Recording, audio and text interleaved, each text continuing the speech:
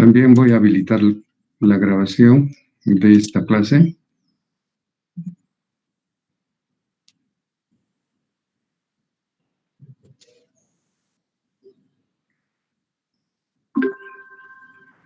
Perfecto.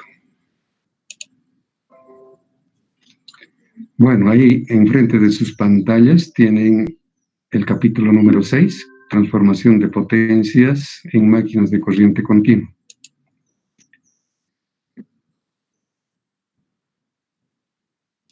Se los voy a ampliar para que lo puedan ver.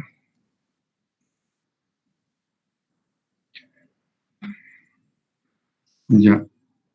Pueden ustedes, alguno de ustedes, abrir el micrófono y reportarme si están viendo bien la escritura.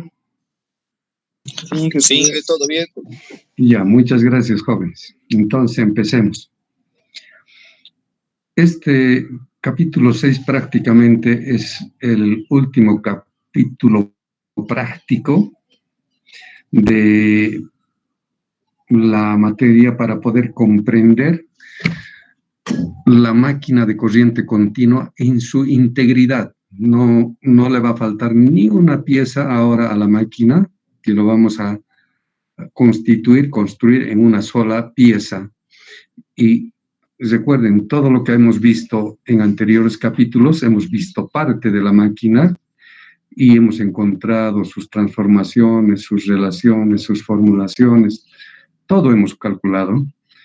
Y ahora todo eso lo vamos a juntar en este capítulo, ¿ya? Es el capítulo de transformación de potencias en máquinas de corriente continua. Bueno, vamos a partir desde lo más básico. ¿Qué es la transformación de potencias? ¿Ya? En general, una máquina cualquiera, no siempre eléctrica de la que estamos estudiando, ¿ya? Lo que hace es transformar un tipo de energía en otro tipo de energía, ¿no? Es decir, por ejemplo, cuando tenemos la dínamo, la energía mecánica que recibe la dínamo a través de la turbina, lo podemos convertir en la dínamo y transformarlo en energía eléctrica, en términos de tensión y corriente. Pero estamos hablando de la misma energía, ¿no? Eso es importante, es la misma energía. Lo único que ha hecho esa máquina es transformar un tipo de energía a otro tipo de energía. Pero la cantidad es exactamente la misma. Que quede bien claro. Entonces, hay una relación de continuidad de energía que ustedes saben en cualquier materia de física han debido ver. La energía que entra a una máquina siempre es igual a la energía que sale. Ni un miligramo de energía se pierde. Todo lo que entra sale. ¿De acuerdo?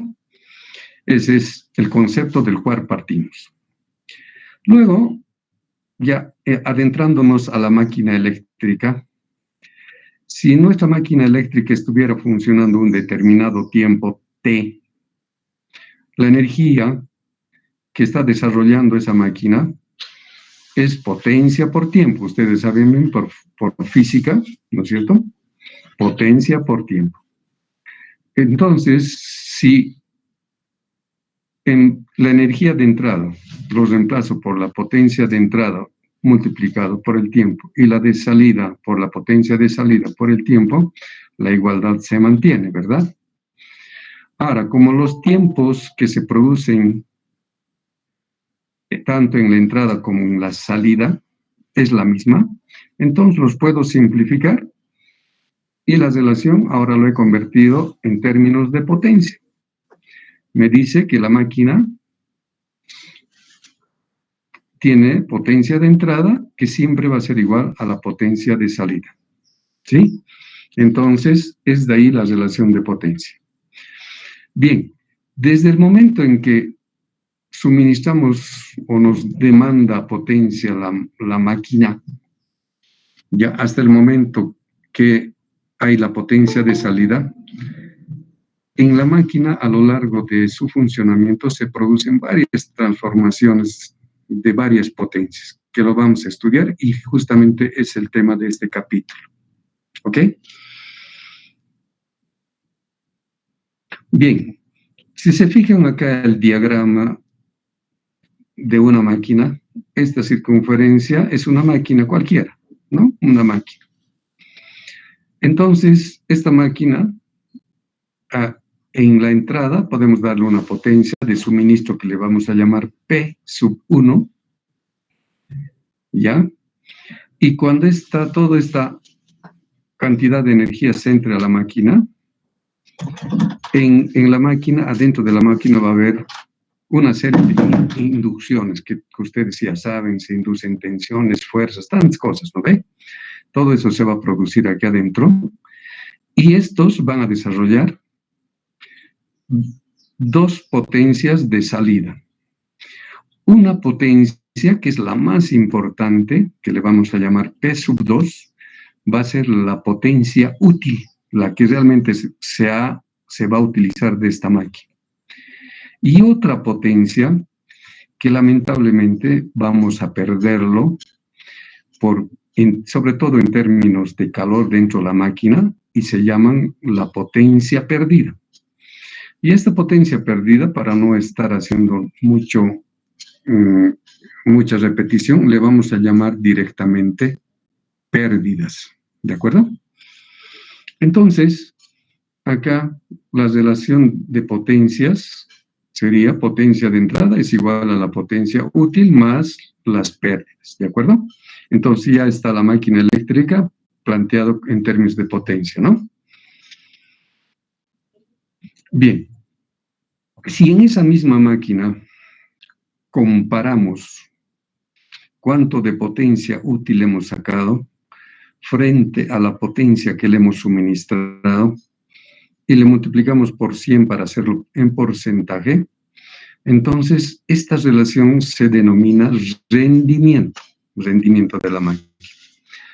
Entonces el rendimiento, como pueden ver, es una comparación de potencias, ¿no es cierto?, de la potencia útil frente a la potencia de entrada.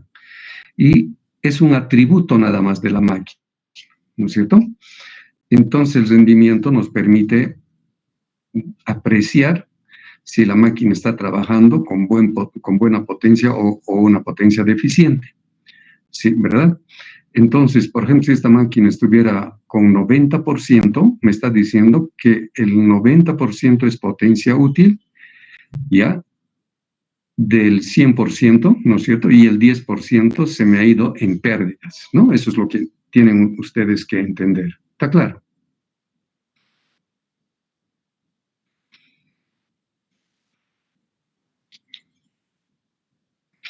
Bien, pasaremos a ver ahora esas pérdidas. ¿En qué parte de la máquina se producen esas pérdidas?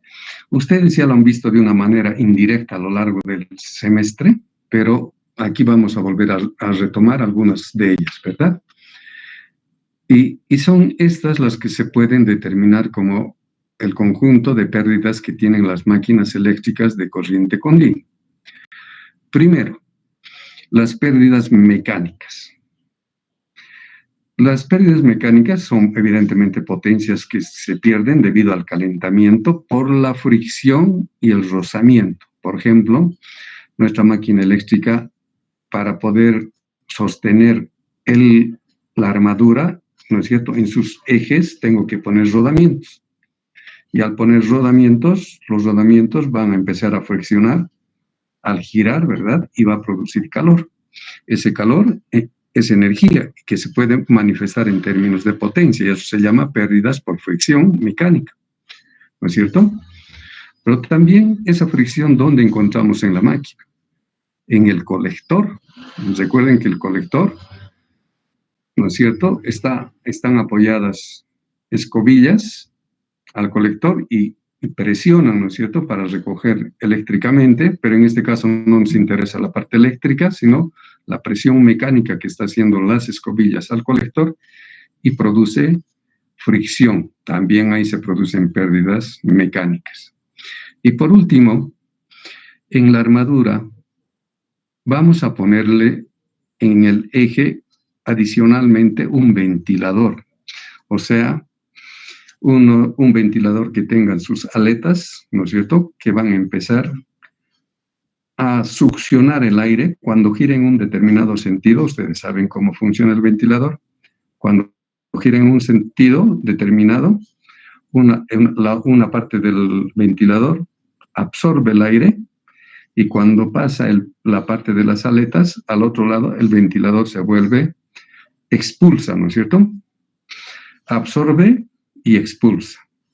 Entonces, aprovechando ese efecto, es que ponemos ese ventilador para que aspire aire fresco, y pasado el ventilador, ¿no es cierto?, lo va a hacer girar y va a empujar el aire, y eso va a enfriar todos los devanados que tiene la armadura. De esa manera, entonces, necesitamos un ventilador. Bueno, ese es lo que hace el ventilador. Pero lo que nos interesa acá es que ese ventilador, al girar también, choca con el aire y empieza a generar resistencia, ¿no es cierto?, de fricción también, fricción con el aire, lo cual también está dentro de esta categoría de pérdidas mecánicas por fricción, ¿de acuerdo? Esas son las más significativas, las más importantes que vamos a encontrar en las máquinas eléctricas. Vayamos por la segunda, pérdidas eléctricas. Son típicas eléctricas. Está manifestado por el principio del efecto Joule. El efecto Joule. Ustedes saben, el efecto Joule es el paso de la corriente por una resistencia eléctrica en el lugar, y provoca calentamiento, ¿no es cierto? Energía, todito se vuelve en calor. Entonces, cuando pasa esa corriente por estas resistencias en las partes de la máquina, se produce pérdidas Joule, y a eso vamos a llamar las pérdidas eléctricas. Luego, más adelante, vamos a identificar en qué zonas están estos, ¿no? Simplemente aquí estamos explicando el principio. Vamos luego a la tercera, pérdidas magnéticas. También en la máquina es una cosa que se manifiesta y produce también calor. Se origina calor, y no es el calor beneficioso para la máquina, sino cualquier cosa que calienta siempre llega a quemar las cosas y empieza a endurarlas en los aislantes, etc. Por eso no es bueno tener calor, pero sin embargo se produce. Las máquinas por eso tienen que tener cuidado de estas pérdidas. Entonces, las pérdidas magnéticas son originadas por los cambios de las líneas de campo magnético dentro del hierro del rotor. Ya, yo les voy a explicar más adelante todo el detalle. Simplemente, hoy, en este momento, hay que ver que eso se llama pérdidas magnéticas. Y en la cuarta lo he clasificado como pérdidas adicionales a varias pérdidas pequeñísimas que no son muy importantes para nuestro propósito, porque nosotros no vamos a ser fabricantes de máquinas todos, ¿no es cierto? Si alguien se convierte en fabricante de máquina, pues tendrá que aprender un poco más de esta parte. Entonces,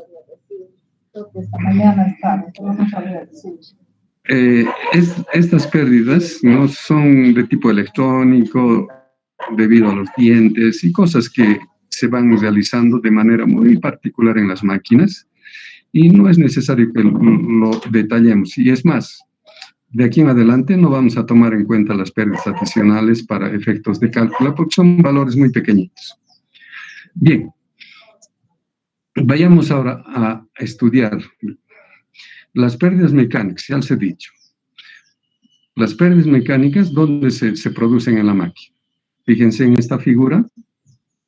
Aquí está la armadura de la máquina, y aquí está el rodamiento adelante y atrás, ¿no es cierto?, en el eje. Entonces, en ese lugar hay pérdidas mecánicas en el cojinete 1 y 2. Los cojinetes normalmente se dicen los rodamientos, ¿ya? Luego, ¿no es cierto?, esas pérdidas son las de fricción mecánica, ¿no es cierto?, las que les mencioné. Luego, en el conmutador, debido a las escobillas, aquí tenemos otra vez el eje de la máquina, Esta circunferencia que ven es el conmutador, donde están las delgas de la máquina, y aquí arriba y aquí abajo están encapsuladas aquí adentro las escobillas, que son carboncitos que apoyan a la máquina. En este lugarcito hay pérdidas también por el contacto mecánico de fricción, ¿cierto? Ese es el segundo. Ambos, por tener la misma característica de funcionamiento, se pueden calcular por esta formulita práctica, que los pongo a consideración. ¿Ya? Las pérdidas por fricción de cualquier cosa está dado por esta fórmula y está ajustado para que el resultado nos dé en vatios, directamente la potencia en vatios. Y como ven, depende de una constante, de un valor 9.81. Este K sub R es el coeficiente de rozamiento que están teniendo el elemento que está friccionando.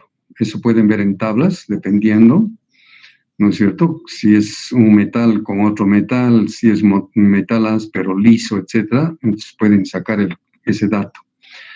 Luego, esta es la presión unitaria que se hace en el lugar, es decir, la forma en que está apretando en el rozamiento. Y esta es la sección o la superficie que está sometido al rozamiento en ese lugar. Y por último, esta es la velocidad tangencial. ¿Ya? Entonces, como pueden ver, casi todos estos componentes no varían mucho. Lo que podría variar es la velocidad, ¿no ve? Con que gira la velocidad tangencial. Entonces, las pérdidas son proporcionales a la velocidad. Si yo le aumento más velocidad a la máquina, entonces las pérdidas van a crecer, ¿verdad? Como puede decir la formulita, ¿de acuerdo? Eso pueden aplicar para rodamientos y para el conmutador, escobilla conmutador. En cambio, para la ventilación, ya aquí está el efecto que te les decía, aquí está el ventilador. Este ventilador aspira aire de afuera, aire fresco, y pasado el ventilador expulsa el aire, ¿no es cierto? Y entonces enfría toda la armadura de la máquina. Y la fórmula práctica es esta. El coeficiente de rozamiento de aire es 1.1, es un valor constante. Este es el volumen de aire que se ha desalojado de la máquina.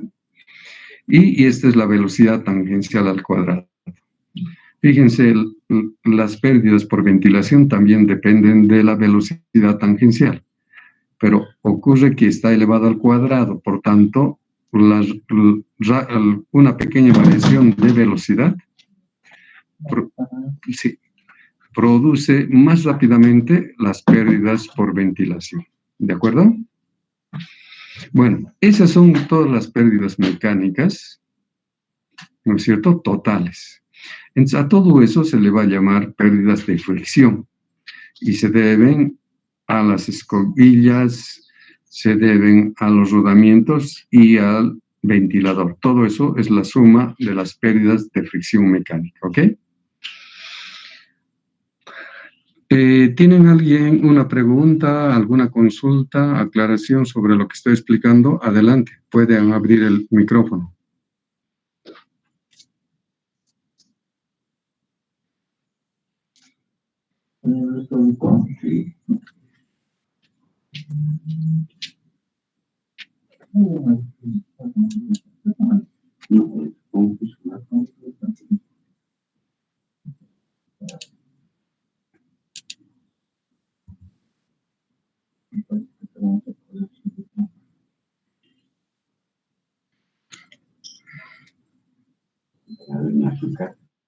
Continuamos entonces.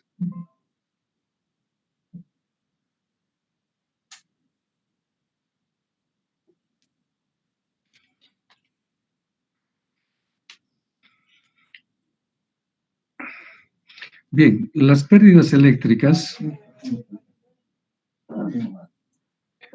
Ya es el segundo tipo de pérdidas que estamos identificando en la máquina. Están dados por esta formulita, ¿no es cierto? Ustedes esto en circuitos han aprendido en todas partes, ¿no es cierto? Es las pérdidas Joule. Es la cantidad de potencia que se pierde en calor, ¿no es cierto? Cuando una corriente pasa por una resistencia eléctrica, ¿no es cierto? Esas son las pérdidas Joule. Ahora, ¿en qué partes de la máquina que ya hemos visto sus componentes pueden haber esas pérdidas? Desde luego, en el circuito del inducido, que acabamos de estudiar, y depende, ¿no es cierto?, la corriente del inducido al cuadrado por la resistencia del inducido. También en el circuito de excitación, ¿no es cierto?, otra vez la corriente de excitación al cuadrado por la resistencia de excitación. De esa manera puede encontrar las potencias perdidas en la máquina. La máquina que hemos construido hasta ahora tiene estos dos circuitos, ¿no es cierto?, de inducido y de excitación que ya conocen con todo detalle. ¿Ya? Entonces son estas dos nomás las que hay que tomar en cuenta en las pérdidas eléctricas. Este circuito de conmutación o este circuito de compensación no son muy importantes. Por lo tanto, esto no vamos a considerarlo, ¿ok?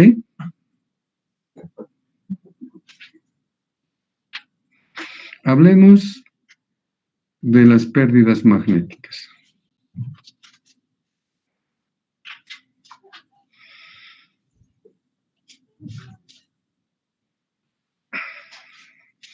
Aquí tiene una máquina, una vista axial de la máquina de 4 polos. Fíjense, polo norte, sur, como pueden ver. Y esta circunferencia que está acá visto es la armadura, el hierro de la armadura. Me quiero concentrar simplemente en el hierro de la armadura. Si la armadura lo pedaceo así en pequeños rombos como estoy dibujando aquí arriba y me fijo exclusivamente en lo que pasa en cada uno de estos, por ejemplo, me concentraré en este que está aquí arriba bajo el polo norte. El polo norte, ustedes saben bien, acciona líneas de campo magnético que están saliendo del polo norte hacia la armadura. Y estas líneas están hacia abajo, aquí como pueden ver, ¿no es cierto? En este pequeño pedazo de la armadura. Si este pequeño pedazo ahora se encontrara en otra posición, supongamos está en esta nueva posición que está a la izquierda, fíjense las líneas magnéticas cómo ha cambiado. Tiene líneas magnéticas en este sentido. Y si vemos un poco más hacia el polo sur y llegamos al sur, fíjense ese mismo material, cómo ha cambiado sus líneas. Ahora son líneas salientes. Y así si van a ver el mismo material en cada lugar, fíjense cómo va moviéndose las líneas magnéticas en el hierro de la armadura, ¿no es cierto? Los dipolos se van orientando conforme al campo magnético. Por lo tanto, esas orientaciones, ¿qué hacen? Que todos esos dipolos magnéticos que tiene la armadura, de tanto orientarse en un sentido u otro sentido, se chocan entre ellos y aparece fricción entre ellos. Y de tanto friccionarse, porque se acuerdan que son millones, entonces se produce calor. Y entonces se llama las pérdidas magnéticas por histéresis. ¿Ya? Pérdidas magnéticas por histéresis. Y hay otro efecto más que produce pérdidas, que ahorita les explico. Aquí está otra vez la misma máquina, ¿ya? La armadura también. Pero aquí lo que interesa, en el núcleo de la armadura, o sea, en el fierro de la armadura, debido a que hay líneas de campo magnético del polo norte que están entrando, la armadura genera unos pequeños microinducciones, de modo que el flujo que está entrando y variando acá, porque recuerden que cuando gira esto entra y va variando, entonces produce una reacción de flujos pequeñitos en contra del polo norte, y estos cambios de flujos, fíjense, generan una tensión inducida en una pequeña circunferencia microscópica, chiquitita, que no se puede ver, que genera una microtensión también pequeñita. Y como esta hay millones, fíjense aquí adentro. Solo he dibujado unas cuantas para que tengan idea.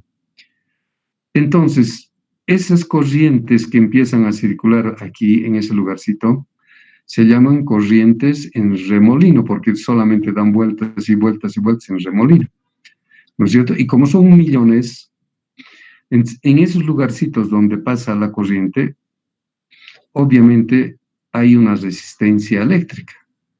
De modo que si quiero encontrar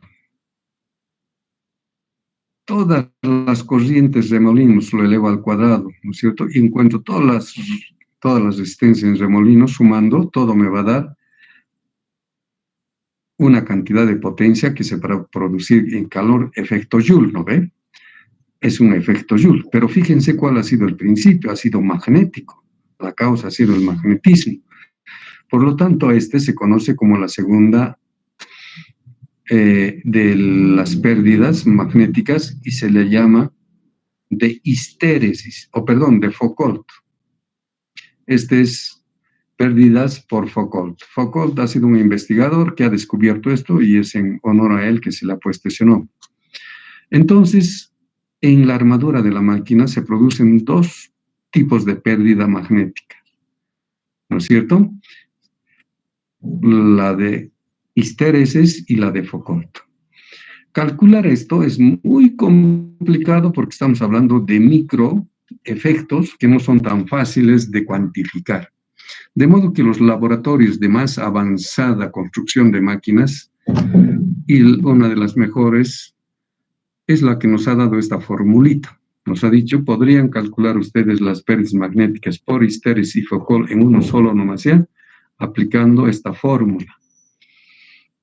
Y entonces hay que aplicar nada más, ¿no es cierto? Esta P150 ya es la pérdida unitaria que se puede hacer en los laboratorios de estas fábricas, que nos dice que para 1 kilogramo del hierro que tiene la armadura de nuestra máquina, le sometemos un campo magnético de 1 Weber metro cuadrado a una frecuencia de 50 Hz, entonces podemos saber cuánto de potencias de histéresis y Foucault se produce y nos da en tablas esto. Teniendo esto, entonces en las tablas, nosotros podemos ajustar las pérdidas magnéticas en la máquina que vamos a estudiar, simplemente preguntándonos si la frecuencia es la misma y si es otra, hay que poner aquí la frecuencia de nuestra máquina. Y comparar con el de 50, entonces es una relación de frecuencias. Y el beta, que está aquí elevado a la potencia beta, es un exponente de la calidad de los aceros. Entonces también hay en tablas y está variando entre 1.2 y 1.5. Eso hay que reemplazar. Y por último, para seguir ajustando, este B es el campo verdadero que tiene tu máquina en la armadura. Ustedes saben sacar B sub A, ¿no es cierto? De la armadura, lo elevan al cuadrado y listo. Y por último, G es el peso del núcleo de la armadura. Ustedes pueden tener armadura pequeñita o grande, entonces tienen que pesarlo y sabiendo cuánto pesa, entonces tienen que ponerla acá en reemplazo de GA. Haciendo operaciones les va a dar la cantidad de pérdidas magnéticas que se están produciendo en la máquina en cuestión, en su propia máquina, ¿ok? Listo, esas son las 3 pérdidas más importantes que se producen en las máquinas de corriente continua. ¿Ya? Como les dije, las pérdidas adicionales no vamos a tomar en cuenta. Bien, ¿tienen alguna pregunta? Pueden abrir el micrófono.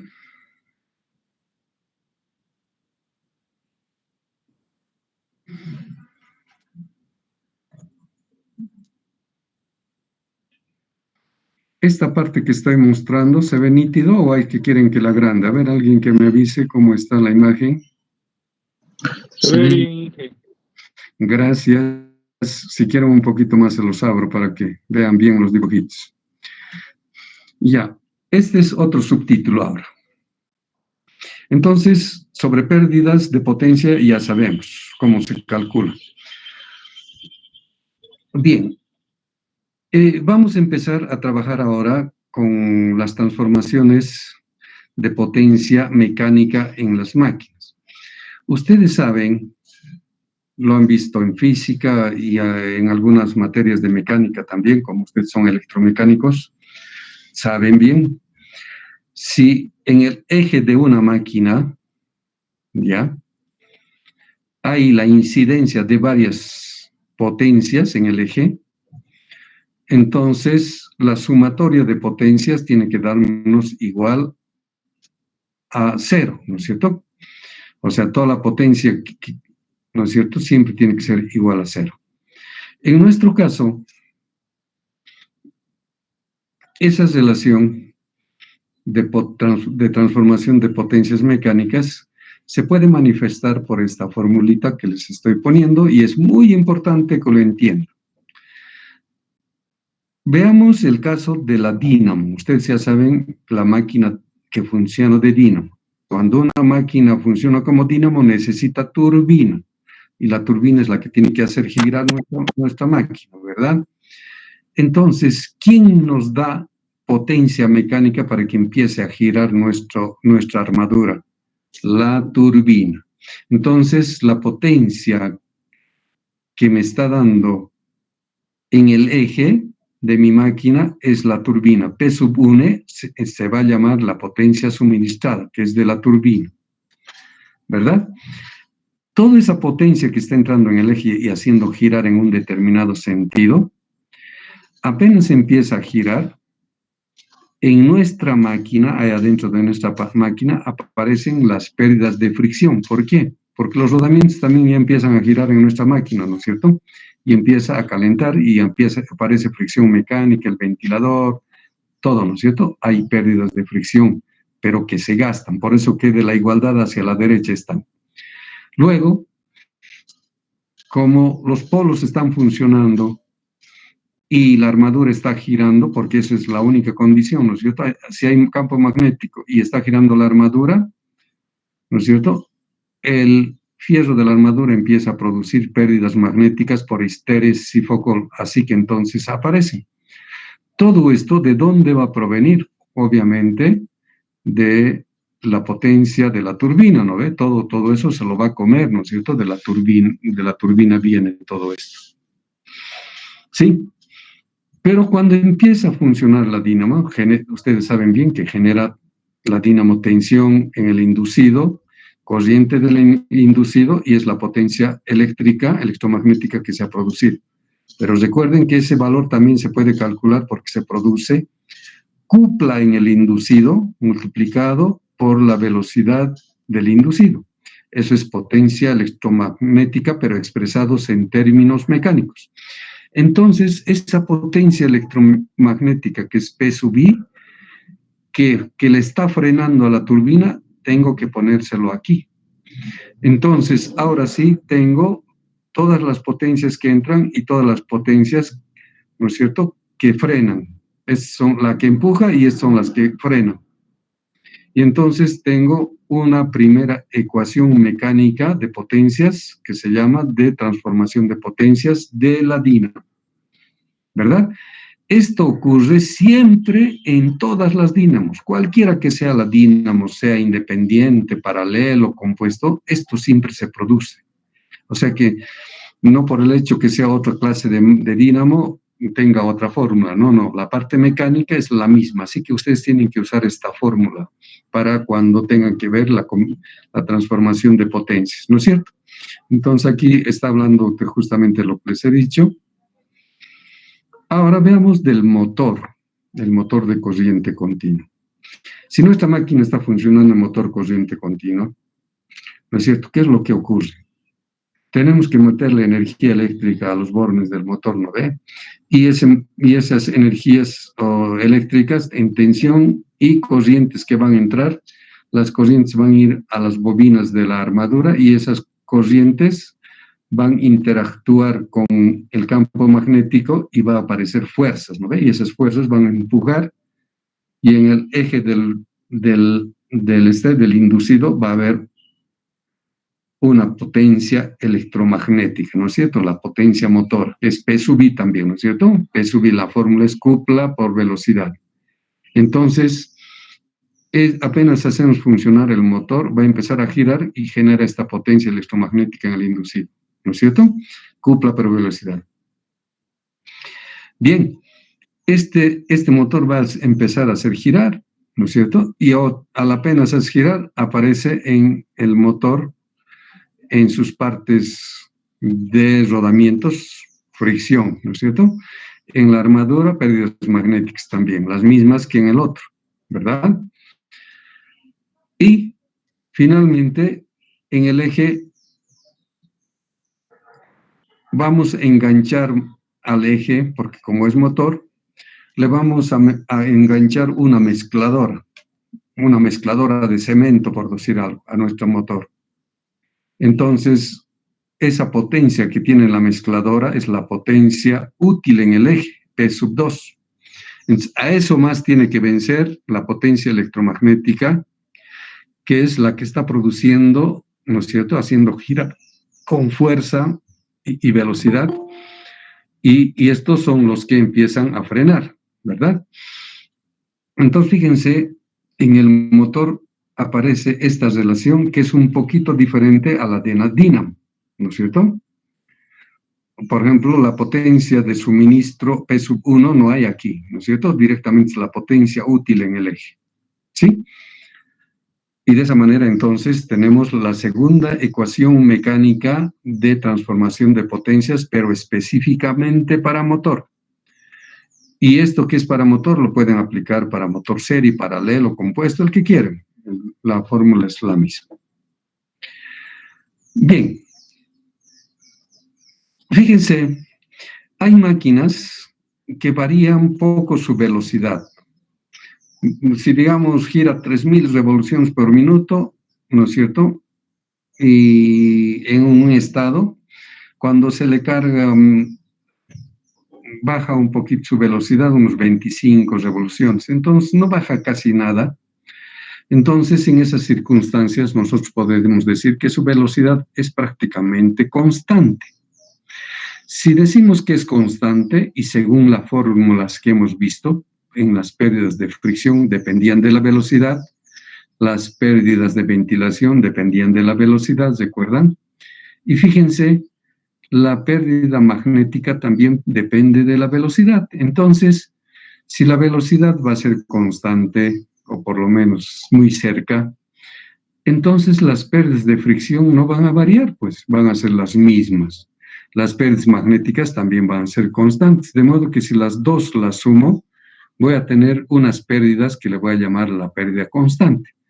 Entonces, esta pérdida constante en las máquinas aparece cuando está funcionando en vacío o aparece cuando está en carga y el valor es el mismo, ¿no es cierto? Salvo que hay una máquina que es el motor serie, que su velocidad cambia muy de golpe. En ese caso ya las pérdidas ya no son constantes, ¿no? Pero mientras se hace trabajar en algún rango de velocidades que no varíe, entonces podemos considerar las pérdidas como valor fijo y constante.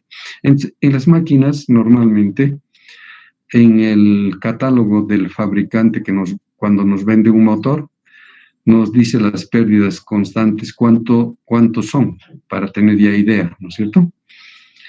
¿Ok? Entonces, eso es lo que podríamos hablar sobre las potencias mecánicas. Fíjense, son las potencias mecánicas en nuestra máquina. Bien, pero en la máquina eléctrica no solamente se producen esas potencias, hay otras más que ahora vamos a juntar, ¿no? Y para eso es importante ver aquí una relación de transformación eléctrica que se produce en las máquinas, transformación de potencias. Para eso nos vamos a apoyar en este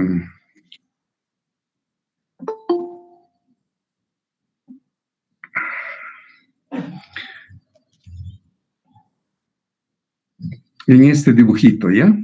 Y vamos a hacer para una dínamo para que puedan entender de mejor manera.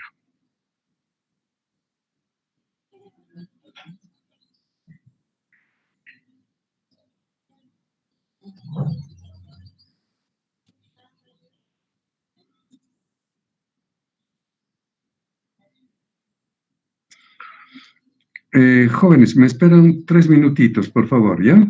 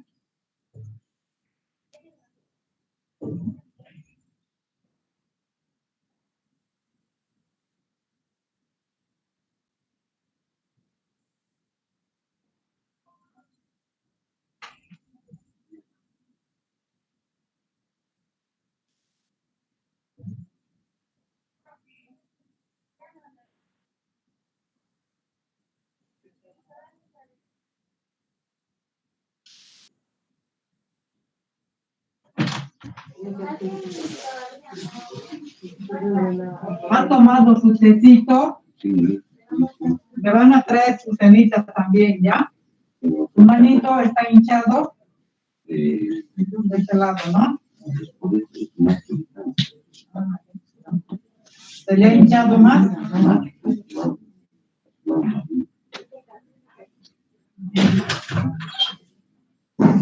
Ya. Y ese su brazo también está hinchado.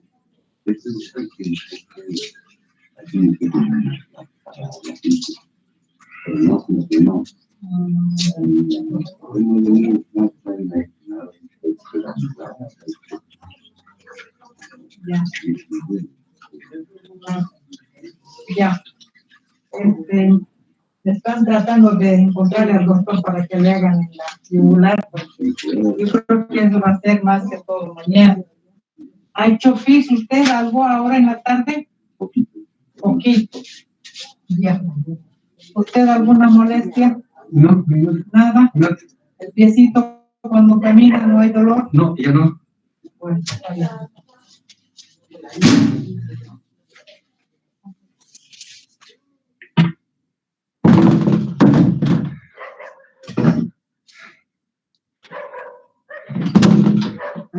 La raíz quería saludar, ¿estás en clase? Sí.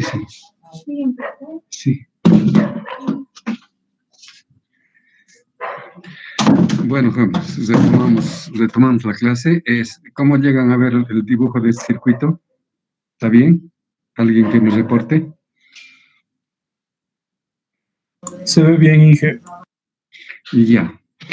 Bueno, les decía que ahora vamos a ver las conversiones eléctricas de potencia ya también, porque hemos visto hace rato las transformaciones de potencia mecánica que se dan en la máquina. Ahora las eléctricas, las potencias eléctricas que se van convirtiendo en el proceso, lo vamos a estudiar acá. Y como hemos visto diferentes formas de conexionado de la máquina, entonces tiene que ser particular de cada tipo de circuito, ¿no? Entonces aquí les estoy poniendo como ejemplo, para el caso de dínamos, por ejemplo, les estoy poniendo el caso de una dínamo independiente, ¿ya? Cuya excitación es de tipo electromagnético. Quiere decir que la dínamo independiente tiene sus polos con bobinas, ¿no es cierto? Y su circuito de excitación está totalmente separado del inducido. Ya hemos visto en laboratorio, ¿no es cierto? Entonces aquí tenemos el circuito de excitación. Por ejemplo, aquí está el terminal positivo E1 y el terminal E2 negativo, y entre ellos hay que aplicar una fuente de tensión eléctrica para que circule una corriente por el circuito de excitación. Y cuando esa corriente circula, aparecen líneas de campo magnético, pero recuerden que esas bobinas que están en los polos tienen resistencia, sumados toditos se marca como la resistencia de excitación. Entonces, este circuito es independiente, como pueden ver. Y esta otra parte es el circuito del inducido, ustedes ya han visto. El circuito del inducido tiene E sub I y RI, ¿no es cierto? Entre los dos están las terminales o bornes del inducido, el A y el B. Fíjense, aquí está un dato más, que es la resistencia de los polos de conmutación. Esto no vamos a estudiar, ¿ya? Porque no estamos tomando en cuenta los polos de conmutación, por lo tanto hay que eliminar nomás de las relaciones, ¿ok? Bien.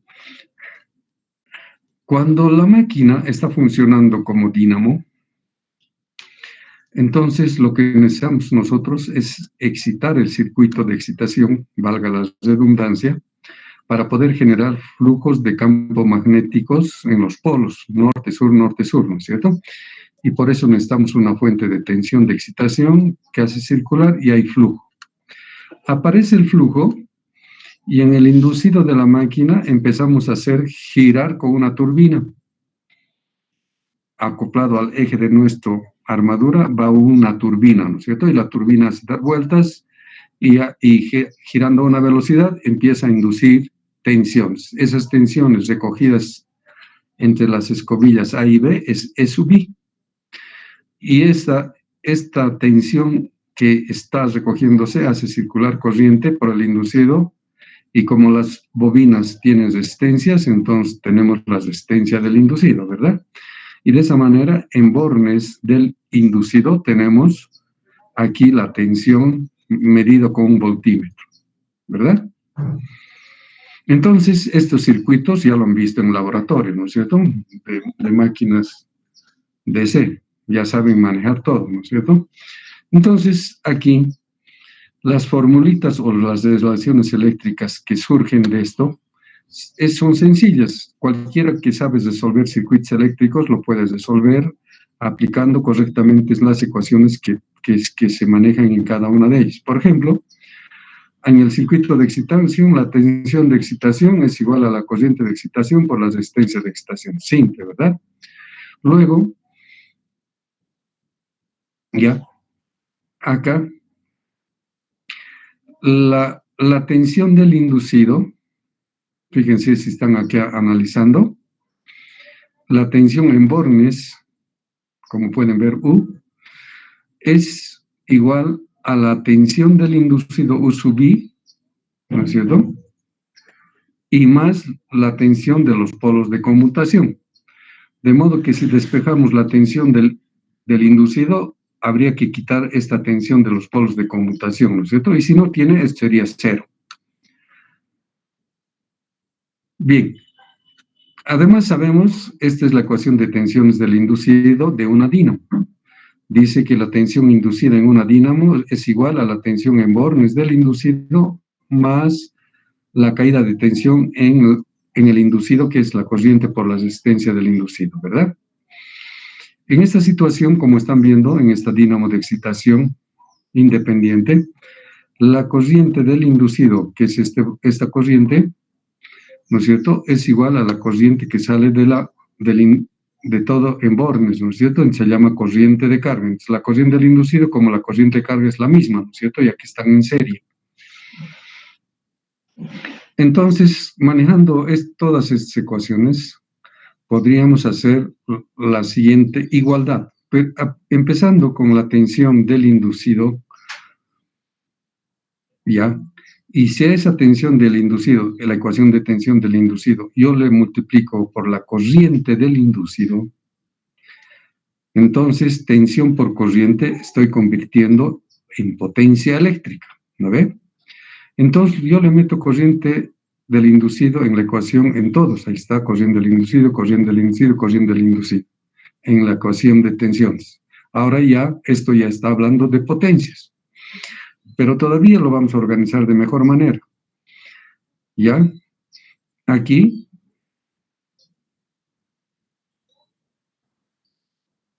la tensión del inducido, ¿ya?, es todo esto, ¿no es cierto?, multiplicado por la corriente del inducido, pero la corriente del inducido es lo mismo que la corriente de carga, porque es la misma, ¿verdad?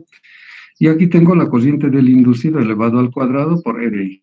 Entonces ya se va pareciendo a fórmulas de potencia que estamos viendo. Seguimos. Si aquí separamos, haciendo esta operación, tengo la tensión en los polos de conmutación por la corriente, que no nos interesa porque les he dicho esto hay que eliminar si quieren, y esta es la tensión por la corriente de carga, ¿no es cierto?, corriente del inducido.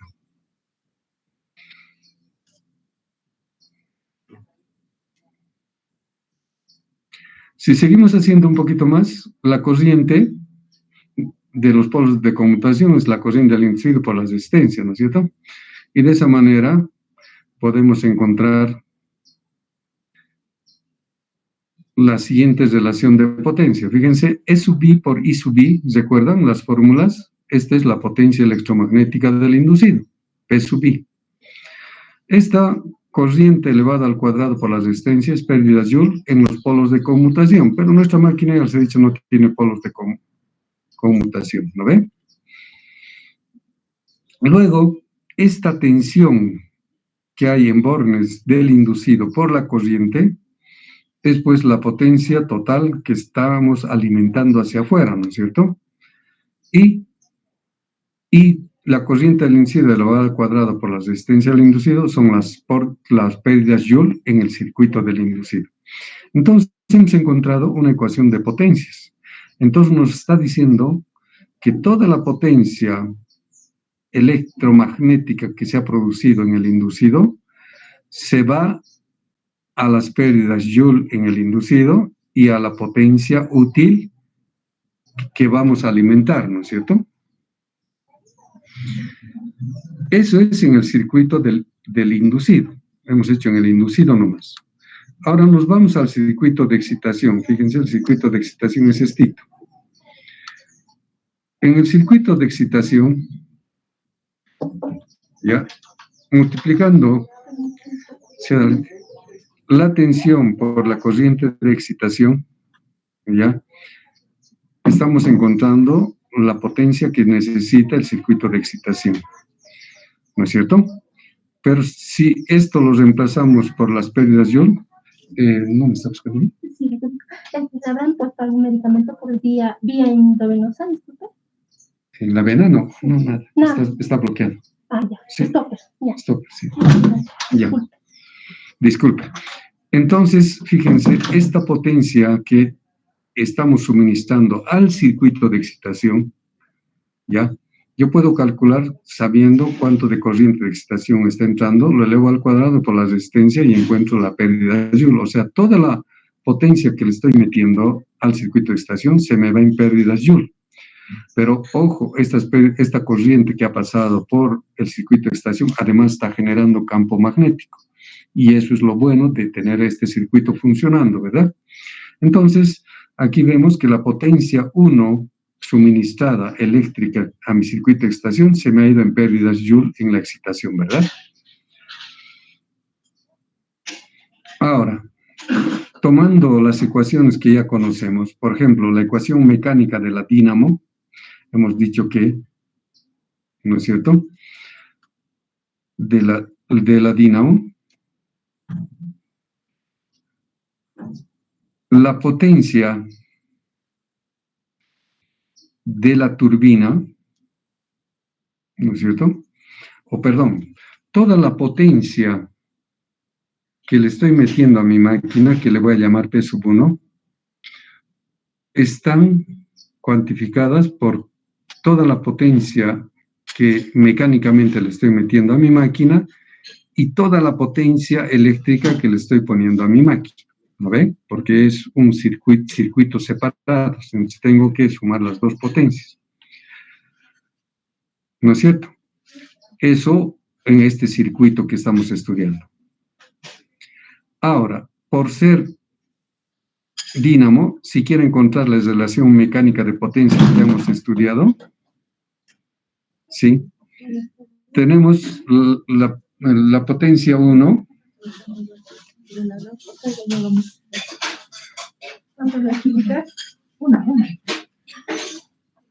tenemos la potencia de la turbina, ustedes han visto, la potencia mecánica de la turbina que atiende a las pérdidas de fricción, pérdidas magnéticas y la potencia electromagnética del inducido, ¿no es cierto? Ya tengo como la relación número 3.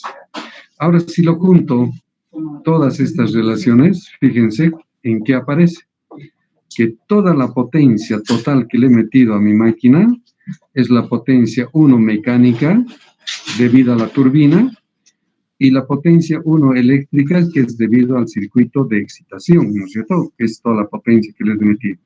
¿Y en qué se me ha transformado? En fricción, en pérdidas magnéticas, en pérdidas de excitación, pérdidas Joule en el inducido y en los polos de conmutación. Este de polos de conmutación, ya les he dicho, no va a entrar en nuestro circuito porque no hemos estudiado.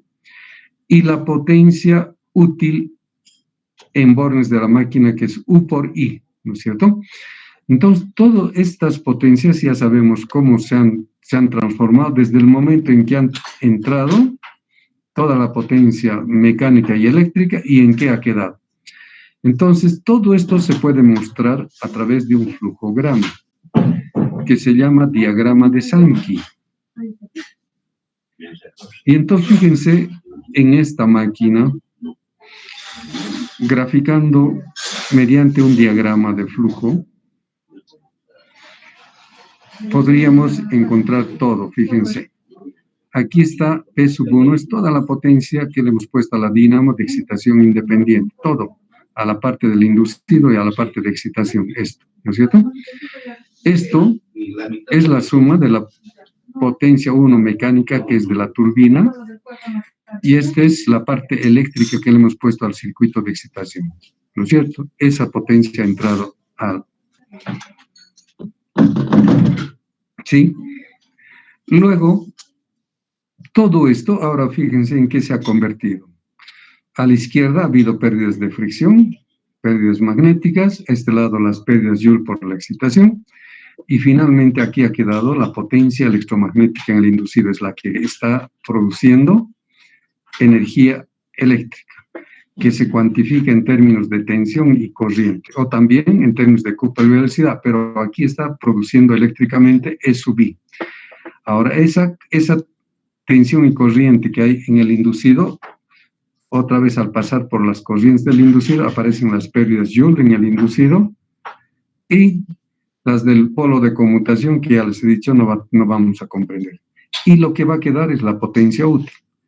Fíjense, todo esto que he dibujado está expresado en esta ecuación. Esta ecuación. Entonces, es la ecuación de transformación de potencias de una dínamo independiente, ¿no es cierto? Y su diagrama de Sankey está expresado de aquí, donde nos está mostrando. Esta potencia 2 es la útil, la que me interesa. ¿Se dan cuenta? Entonces, yo puedo comparar cuánto de potencia útil he sacado, eléctrica, y cuánto de potencia total, eléctrica y mecánica he metido. Y de esa manera puedo saber el rendimiento de esa máquina. ¿Sí? Fíjense, esa es la transformación de potencias que se producen en las máquinas eléctricas. Esto lo he hecho en un ejemplito para una dínamo. Entonces, y además hay que especificar qué tipo de dínamo, no es dínamo en general. Esto es una dínamo de excitación independiente, que ya lo conocen ustedes. Para una dínamo paralelo, este diagrama de transformación de potencias es diferente, ¿no? Entonces, hay que hacer para cada caso. En cambio, la transformación de potencias mecánicas es la misma, no hay problema, ya les he dicho. ¿Tienen alguna pregunta? ¿Hay algo que necesiten que les aclare?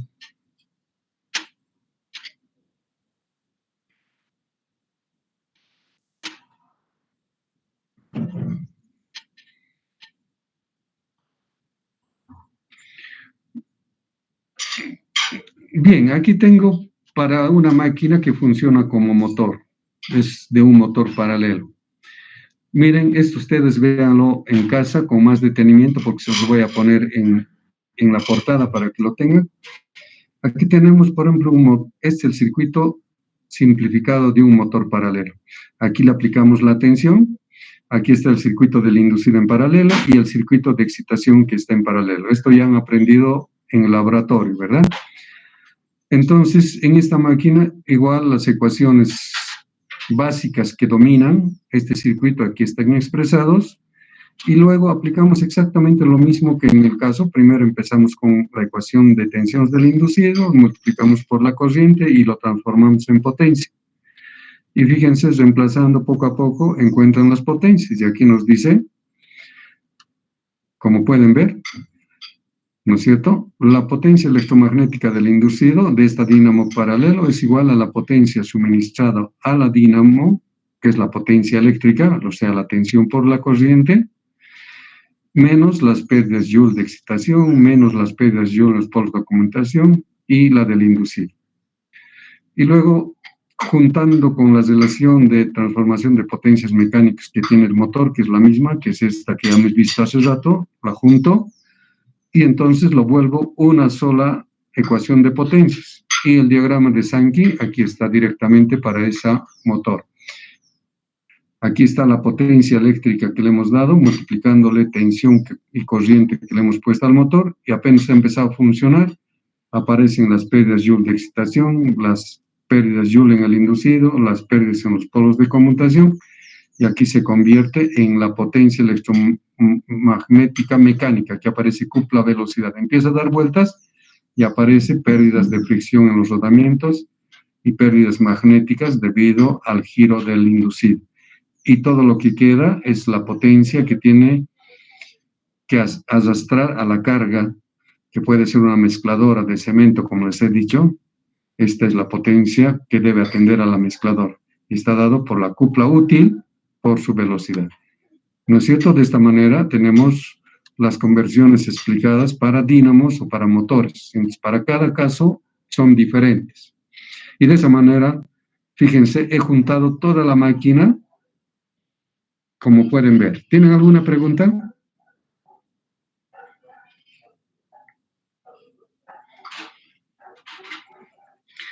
Bien, se los voy a poner en la portada del Classroom, este capítulo, para que lo estudien, y también les voy a poner una serie de problemitas resueltos para que revisen cómo se resuelve. ¿De acuerdo? Y entonces la próxima clase verificamos si realmente han llegado a comprender. Bien, jóvenes, se me está terminando mi batería, así que vamos a terminar la clase. Y por favor, les pido entonces que vayan revisando durante la semana todo este capítulo. Y si tienen dudas, escríbanme siempre en la portada, que yo les voy a atender a sus pedidos. Bien, jóvenes, muchas gracias. Nos veríamos la próxima clase, que es el martes a esta misma hora. Hasta luego y muchas gracias. Hasta luego, Inge. Sí. Hasta luego, Inge. Tenía una dudita y me dijo a final de clase, no sé si me pudiera si mi computador aguanta, no hay ningún problema. Ya, ahorita lo voy a salir. Por favor.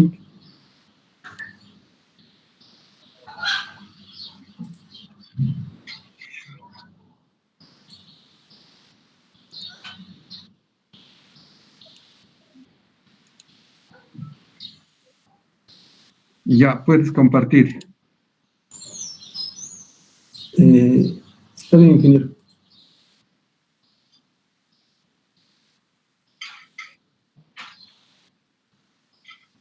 Ingeniero, estaba estudiando un poco para el examen final y tengo una duda aquí. Campo y circuitos magnéticos, ¿ya? Mi pregunta era, ¿cuándo cambia esta fórmula? ¿O siempre va a ser esta fórmula o puede cambiar para la caída magnetomotriz la armadura? Esta fórmula no es una fórmula matemática. Ya, esto puede depender de los datos que te pueden dar de la máquina. En este caso, ya, aquí te han dado el diámetro de la armadura de la máquina, que es de 0,25. Sí. O sea, 21 centímetros. Es solamente la armadura nomás. Y luego el diámetro de lo interno de la armadura es de apenas de 8. Es la parte donde está el eje de la armadura, y esa parte no tiene material de fierro magnético, por eso no se toma en cuenta. Por eso en este diámetro no hay campo magnético. Entonces, a partir de este diámetro interno, recién vas aumentando el diámetro hasta llegar a la armadura, entonces en ese lugar hay el campo de la armadura. ¿Sí? Entonces, cuando tú tienes que encontrar la longitud del camino que va en la armadura de la máquina en el correspondiente de un polo, entonces tú tienes que encontrar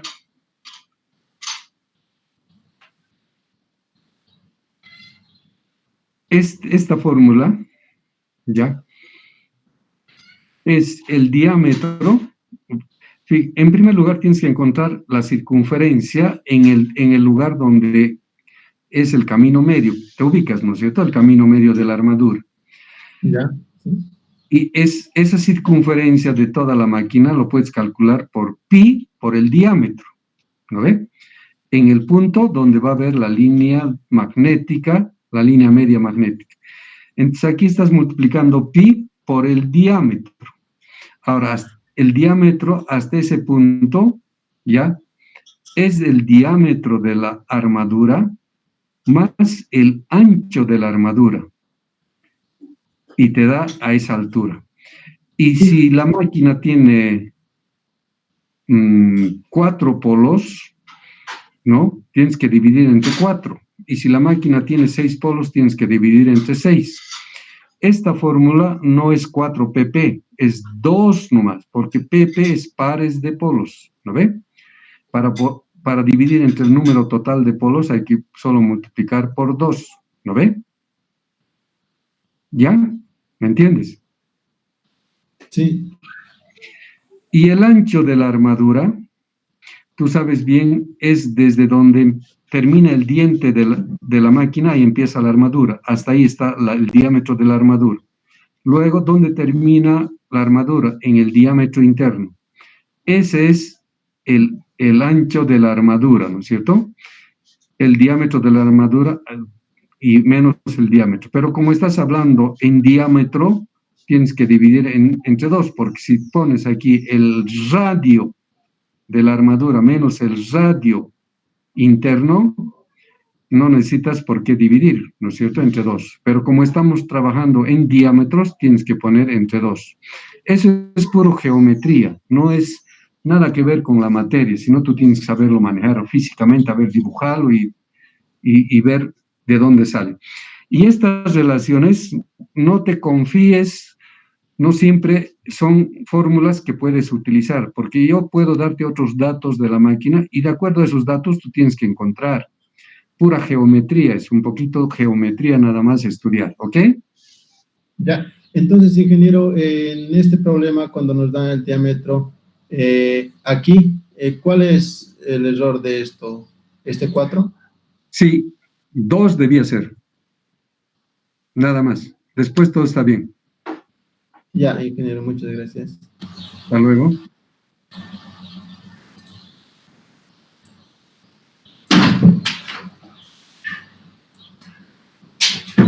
Bueno, jóvenes, vayan abandonando la clase. Nos vemos el próximo martes y muchas gracias, ¿ya?